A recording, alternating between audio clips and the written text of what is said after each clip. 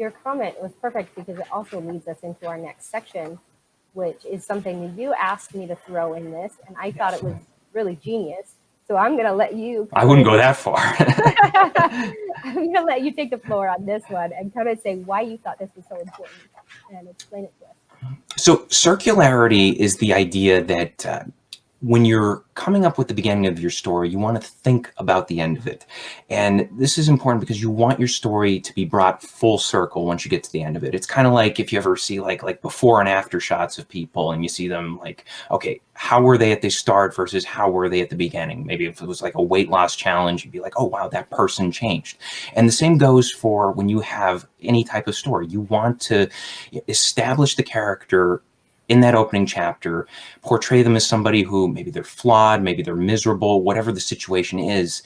And then at the end of the story, we need to get an impression that they've changed. And one of the best ways to do this is to somehow get the reader to look back at that first chapter. And you can make them think about that first chapter in a lot of ways. You can bring up maybe like a certain setting where, you know, maybe at the very beginning of the story, they were in one place, like maybe they were in their living room and they were miserable. And now they're in their living room with a family and they're happy, or they're with friends or something. And there's a huge difference in their life, but that setting is still the same. And we have something to compare it to. That comparison is the key thing behind circularity, bringing the story full circle.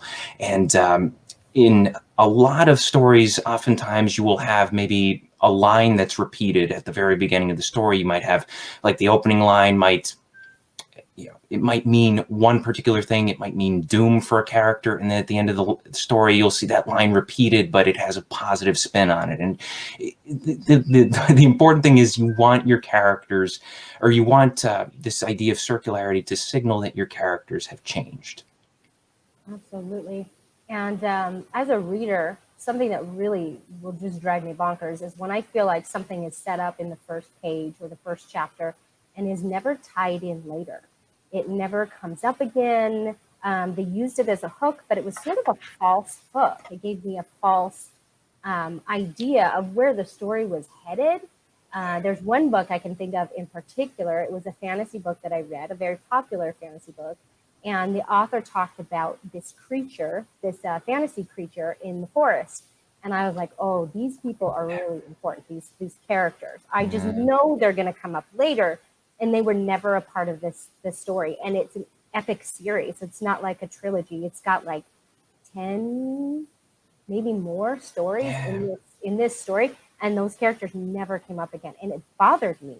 So make sure that you are using this concept of circularity, that the things that you mention in your book with your tone, things like that, you have to understand that they are setting a precedence for the story and that they are making a promise to your readers about what to expect.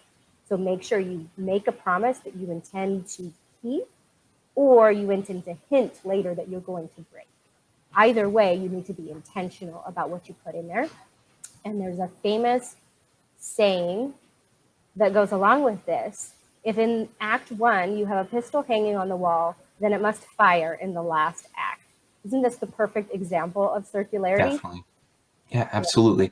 And that goes back to the hook thing. When you're raising the questions, you need to give the answers somewhere along the line. So Chekhov's gun, obviously a great example of that.